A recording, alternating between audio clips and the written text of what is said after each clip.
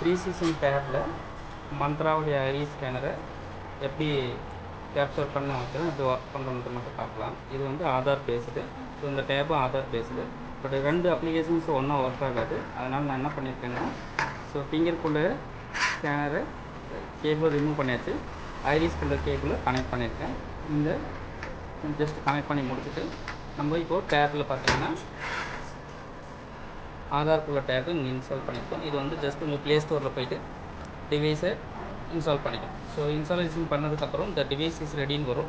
So இந்த 3 green mark வந்திருக்கணும். இது வந்து ஃபஸ்ட்டு நெட்டு, 2வது வந்து ஆர்டி சர்வீஸ் உள்ளது, 3வது வந்து டிவைஸ் கனெக்ட் ஆகிருக்கும். இந்த போர்ட்டில் நான் இப்போ கேப்சர் டெஸ்ட் பண்ணுறேன்.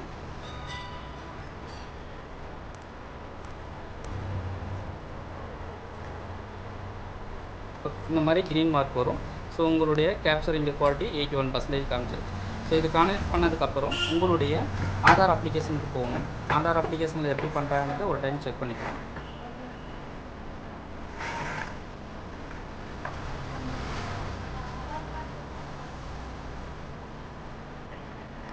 இந்த ஆதார் அப்ளிகேஷன் இது இங்கே எல்லா அப்ளிகேஷன் எது வந்தாலும் சரி.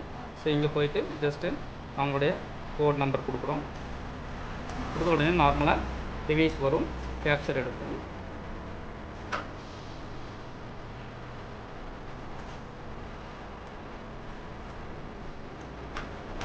ஸோ கேப்சர் ஃபெயில்டுன்னு வந்திருக்கு. ரீசன் என்னென்னா, நான் என்னுடைய ஆதார் இதில் எனேபிள் பண்ணியிருக்கேன். ஸோ நார்மலாக இப்போ டிவைஸ் வந்து ஒர்க் ஆக ஆரம்பிச்சிச்சு.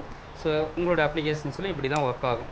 ஸோ இது நீங்கள் இன்ஸ்டாலேஷன் பண்ணதுக்கப்புறம் ஒரு டைம் ட்ரை பண்ணும்போது இது ஃபஸ்ட்டு செக் பண்ணி பார்த்துட்டு இந்த தம்பு வந்து மேலே வந்திருக்கணும். இந்த தம்பு கீழே இருந்தது அப்படின்னா உங்களுக்கு டிவைஸு கனெக்ட் ஆகலை. இந்த தம்பு மேலே இருந்தது அப்படின்னா டிவைஸ் கனெக்ட் ஆகிருக்கு. அவ்வளோதான்.